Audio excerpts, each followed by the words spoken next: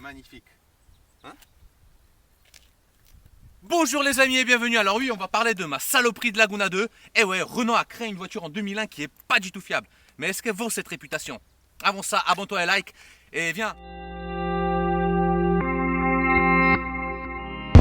Alors, il y a eu un avant Laguna 2, un après Laguna 2. Pourquoi je dis ça? Tout simplement parce que avant cette voiture-là, chez Renault, les voitures, elles étaient fiables. Toutes elles étaient fiables. Bon, il y avait des petits soucis, mais elles étaient en général fiables. La R19 était fiable, la Clio 1 était fiable, la Twingo était fiable, l'Espace 3, il était fiable. Même le 2, il était fiable en 2 litres 1. Tout. Safran, Laguna 1, toute la gamme Renault était fiable. Et puis, ils ont sorti ça en 2001. Et pourtant, écoute l'autre, ce qu'il dit. C'est un dû, maintenant ça fait partie des fondamentaux. Quand on parle des fondamentaux, la sécurité, les motorisations, la qualité, la fiabilité.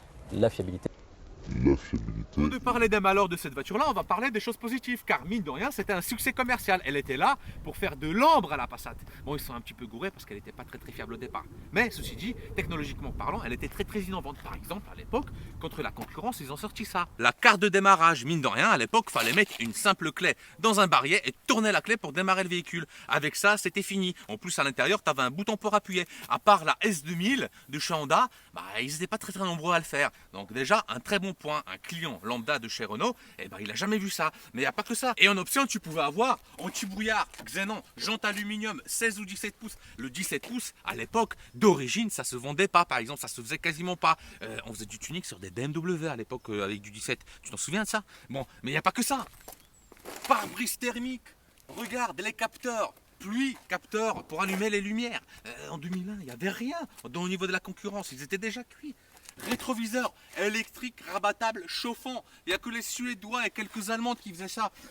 Des clignotants dans les baguettes. Les baguettes, couleur pierre au fusil. Pouah, une beauté. Antenne GPS, parce que la voiture, elle était déjà pré-câblée pour le GPS, le régulateur et d'autres options. Donc en gros, tu pouvais te mettre tout ce que tu voulais dedans si tu trouvais les pièces. Mais pas que ça. Poignée. Donc là, tu me dis, poignée. Il n'y a pas de barillet. Le barillet, il se trouve là, caché derrière un cache. Et tu pouvais l'ouvrir manuellement avec la petite clé qui était là. Mais tu n'en avais pas besoin parce qu'elle était dans ta poche. Et quand tu t'approchais de la voiture, tac, la caisse, elle s'ouvrait toute seule. Ça, Et regarde derrière. Les rideaux pour les gamins. Tu vas me dire, des rideaux, moi j'en ai sur ma vieille BX. Bah oui, t'en as. Ils l'ont mis eux aussi, ça. C'était pas une évolution, c'était pas un nouveau truc.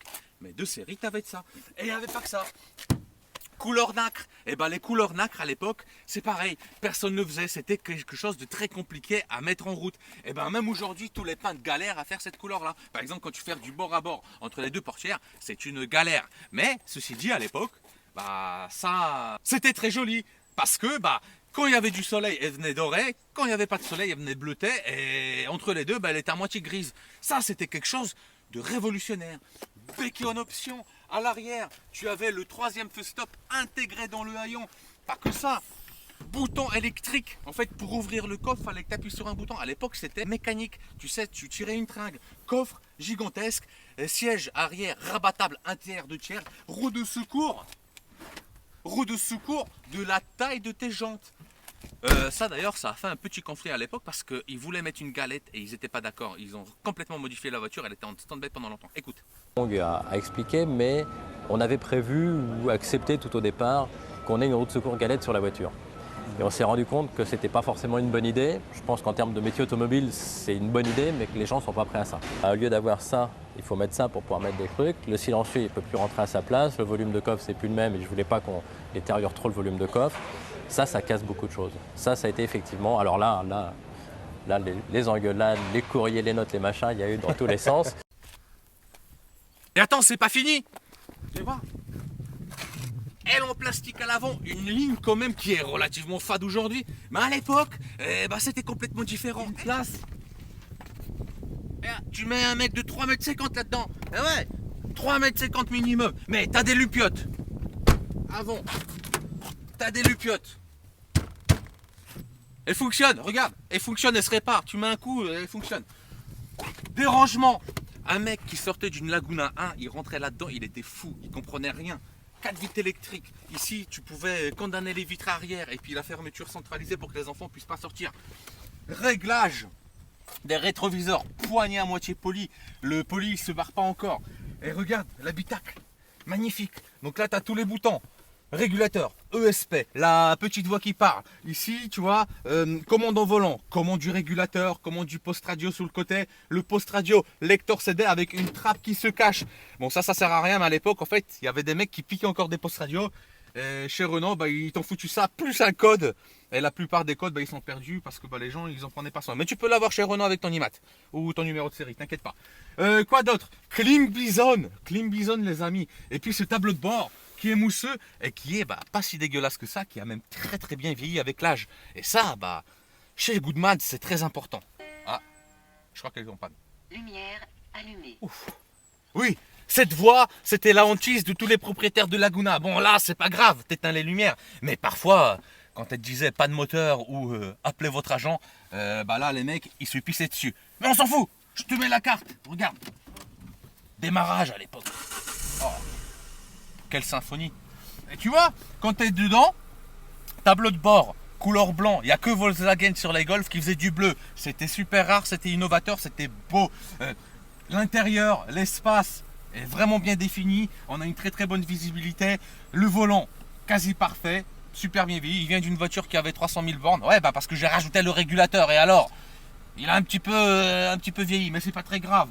Boîte 5 vitesses, position parfaite, frein à main pour taper des câbles, bip bip bip, parfaite, on est super bien quand la porte elle est fermée, t'es comme as, tu mets le régulateur et tu roules, tu roules, y a pas de problème. Clim Bison qui fonctionne encore, l'audio, mine de rien ça grésille pas, franchement c'est pas dégueulasse. J'ai craché longtemps sur ce modèle là, je l'ai jamais eu, et finalement je me suis trompé parce qu'en essence elle est pas si pourrie que ça, elle est vraiment bien, rien à dire, les amis, merde. Tous les potes et puis certains des abonnés qui me connaissent, ils vont dire mais attends, il n'y a pas si longtemps que ça que tu disais que c'était de la merde. Et oui, je l'ai dit souvent, mais par contre je l'ai dit pour les moteurs diesel, et ouais, 1,9 litre et 2 litres 2, parce que dès le départ quand c'était sorti, il y a eu une couille d'avalanche entre la boîte, les turbos qui pètent, les culasses, les vanegères, et je t'en parle, les essieux, enfin bon.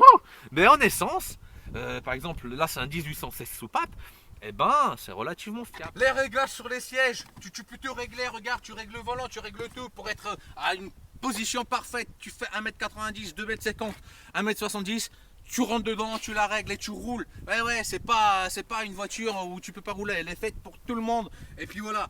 Et maintenant on va parler de ma petite perle. Regarde, on n'est pas beau là?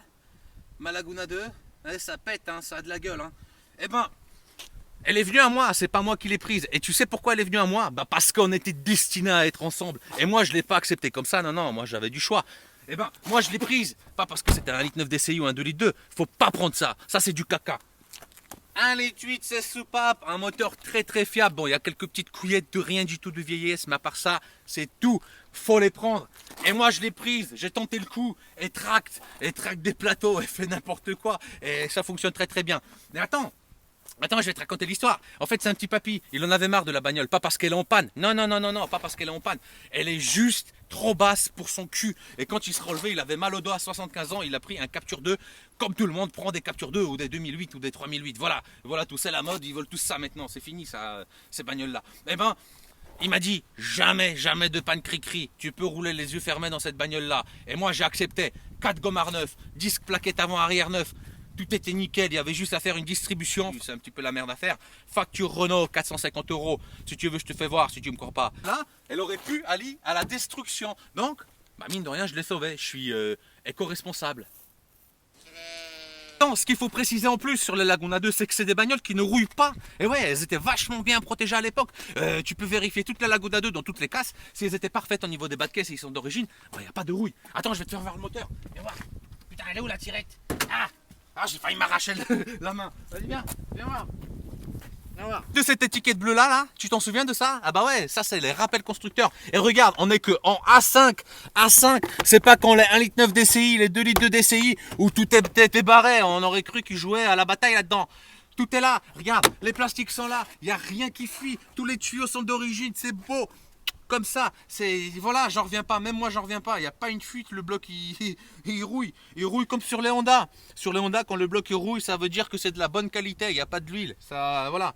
Cherche pas à comprendre. Bon, la pompe de DA fuitote un tout petit peu, mais c'est tout. Le contrôleur technique, il m'a dit cri-cri, La Laguna, elle est trop belle. Je te la rachète, mais là en ce moment j'ai pas le temps. Mais elle est trop belle ta bagnole. Voilà, alors tout est dit. Si un contrôleur technique il te dit que ta bagnole elle est bien, zéro défaut, bah c'est que c'est une bonne bagnole. Et regarde le losange. En fait, on n'y a jamais pensé. Mais le constructeur nous a donné une piste, un indice.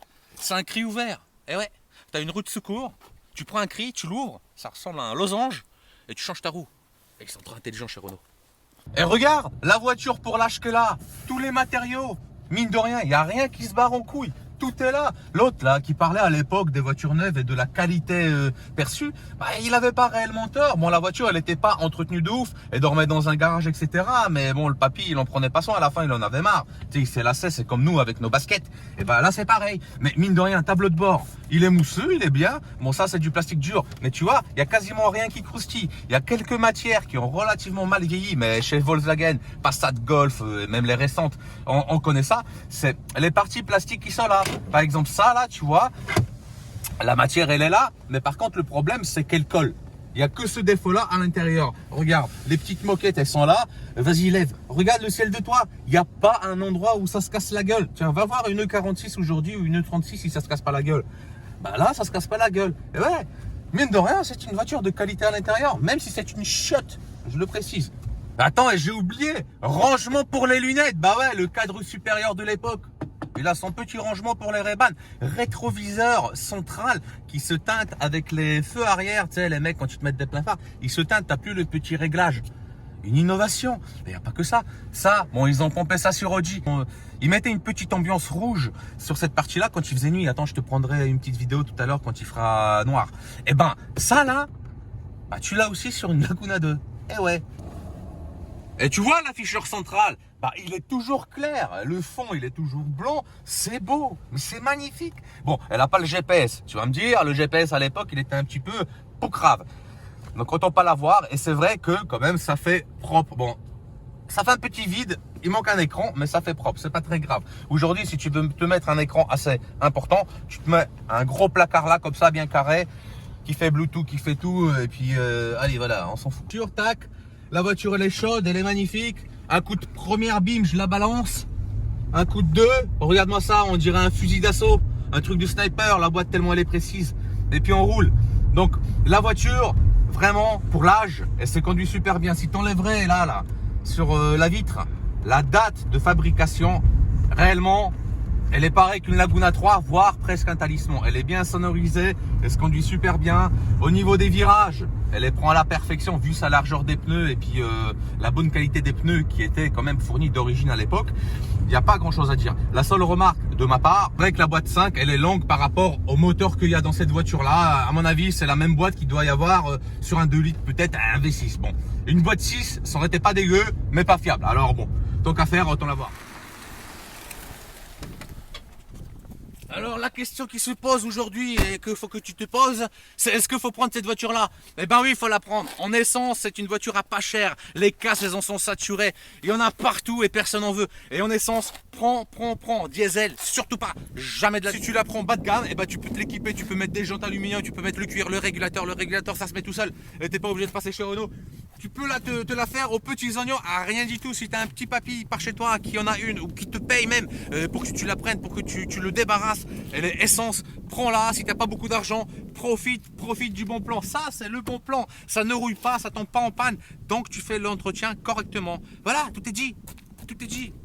Alors maintenant, je remonte dans ma Laguna et je rentre chez moi. Allez les amis, bisous et prenez soin de vous.